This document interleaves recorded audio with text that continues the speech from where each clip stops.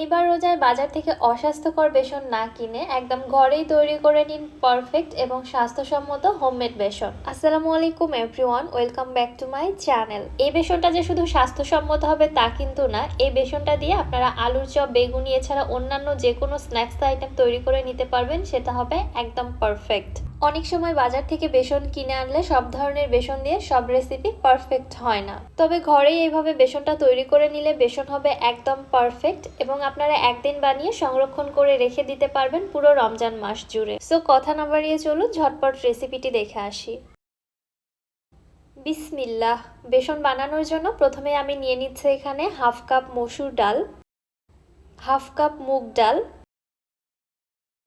Half cup ছোলার ডাল, half cup খেসারির ডাল, হাফ কাপ বুটের ডাল এবং সবশেষে লাগছে হাফ কাপ চিনি গুঁড়া পোলাওয়ের চাল।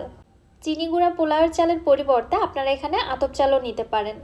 আচ্ছা, অনেকে এসে আবার কমেন্টে বলবে আপু বেসনের মধ্যে চাল কেন দিলেন, বেসন তো ডাল দিয়ে তৈরি করা হয়। এখানে চালটা ব্যবহার করার কারণ হচ্ছে পরবর্তীতে যখন আমরা পেঁয়াজু, বেগুনি বা আলুর চপ যে কোনো স্ন্যাক্স আইটেমই ভাজি না কেন, ওই ক্ষেত্রে এক্সট্রা করে এখানে কোনো চালের গুঁড়া বা কর্নফ্লাওয়ার অ্যাড করার প্রয়োজন নেই। এখানে যে চালের গুঁড়াটা ব্যবহার করা হয়েছে এইটার কারণেই যে কোনো স্ন্যাক্স একদম ক্রিস্পি হবে।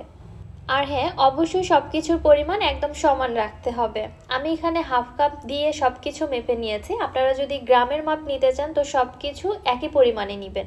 চাল ডালগুলোকে একসঙ্গে ভালোভাবে মিশিয়ে নিয়ে অন্য একটি মিক্সিং বোলের মধ্যে ট্রান্সফার করে নিলাম। এবার এখানে নর্মাল তাপমাত্রার পানি দিয়ে চাল ডালগুলোকে আমি কচলিয়ে কচলিয়ে কয়েকবার পানি পরিবর্তন করে ধুয়ে নিব, যতক্ষণ না এগুলো স্বচ্ছ পানি বের হচ্ছে। হাতের সাহায্যে এইভাবে ডলে ডলে বা কচলে কচলে ধুয়ে নিতে হবে। যতক্ষণ পর্যন্ত না সাদা পানিটা বের হওয়া বন্ধ হচ্ছে ততক্ষণই কিন্তু এভাবে ধুয়ে নিতে হবে। কয়েকবার পানি পরিবর্তন করে ধুয়ে নিতে নিতেই ঠিক এরকম ক্লিন স্বচ্ছ পানি বের হয়েছে।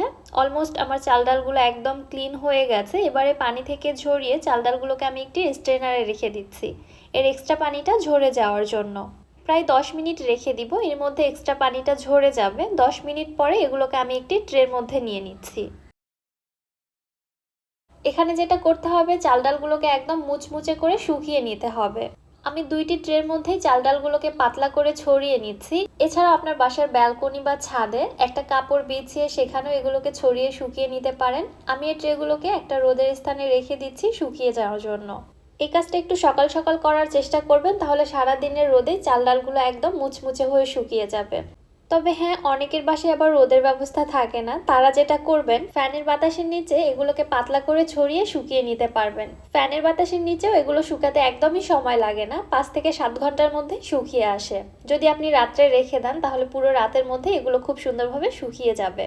চাল ডালগুলো শুকিয়ে আসার পরে দেখুন এগুলো কতটা ঝরঝরে হয়েছে এবং এগুলো কিন্তু অনেক বেশি ক্রিস্পি হয়ে গেছে, এর মধ্যে কোনো পানি নেই। আমার এখানে একদিনের রোদে এগুলো খুব সুন্দরভাবে শুকিয়ে গেছে। বেসন যদি আপনি বেশি দিন পর্যন্ত সংরক্ষণ করে রেখে দিতে চান তাহলে অবশ্যই চাল ডালগুলোকে খুব ভালোভাবে শুকিয়ে নিতে হবে। তবে আপনারা চাইলে এই অবস্থাতেও বেসনের প্রিমিক্সটা সংরক্ষণ করে রেখে দিতে পারেন। যে কোনো আইটেম তৈরি করার আগে ব্লেন্ডারে ব্লেন্ড করে নিলেই হবে। তবে আমি সেটা করব না, আমি আপনাদের সরাসরি বেসন তৈরি করে দেখাচ্ছি। এখান থেকে কিছু চাল ডালের মিশ্রণ একটি ব্লেন্ডারে জারে নিয়ে এগুলোকে খুব ভালোভাবে ব্লেন্ড করে নিব একদম গুঁড়ো হয়ে আসা পর্যন্ত। একটু সময় লাগবে, যদি আপনার ব্লেন্ডার ভালো হয় তাহলে খুব একটা প্যারা নিতেই হবে না, খুব ইজিলি এগুলো ব্লেন্ড হয়ে যাবে। ব্লেন্ড করার পরে দেখুন কতটা পারফেক্ট হয়েছে বেসনগুলো, বাজারের থেকেও অনেক বেশি ভালো টেক্সচার এবং কালার এসেছে। এবারে বেসনগুলোকে আমি চেলে নিচ্ছি, এর মধ্যে চাল ডালের যে এক্সট্রা দানা অংশগুলো থাকবে ওগুলোকে আলাদা করে ফেলতে হবে। এই যে দেখুন বেসনের মধ্যে থেকে এরকম চাল ডালের কিছু আস্ত দানা বের হবে, এগুলোকে ফেলে দিতে হবে। এইবারে দেখুন মাশাআল্লাহ কত পারফেক্ট বেসন তৈরি হয়েছে। বাজারে টাকা দিয়ে কিনতে গেলেও কিন্তু এরকম পারফেক্ট বেসন পাওয়া যায় না। বেসনগুলো চেলে নেওয়ার পর এরকম একটি বয়ামে ভরে সংরক্ষণ করে রেখে দেওয়া যাবে 1 মাস পর্যন্ত। বাসায় তৈরি এই বেসন দিয়ে আলুর চপ, বেগুনি ভাজলে অনেক বেশি ফুলকো এবং ক্রিস্পি হয়। পরবর্তীতে আমি সেই রেসিপিগুলো আপনাদের সাথে শেয়ার করব ইনশাআল্লাহ। যদি আপনারা দেখতে চান আমাকে অবশ্যই কমেন্ট করে জানাবেন। আজকের ভিডিওটি আপনাদের জন্য কতটা হেল্পফুল হলো সেটাও কিন্তু আমাকে কমেন্ট করে জানাতে ভুলবেন না। রোজার আগে এরকম কিছু প্রিপারেশন সেরে রাখলে রোজার মাসটা কিন্তু আমাদের জন্য অনেকটাই সহজ হয়ে ওঠে। ভিডিও ভালো লাগলে চ্যানেলটি সাবস্ক্রাইব করে দিবেন এবং যারা ফেসবুক পেজ থেকে দেখছেন পেজটিতে ফলো দিয়ে দিবেন। সো আজকের বেশি কথা বাড়াচ্ছি না, আজকের মতো এখানেই বিদায় নিচ্ছি। সবাই ভালো থাকবেন, সুস্থ থাকবেন। আল্লাহ হাফেজ।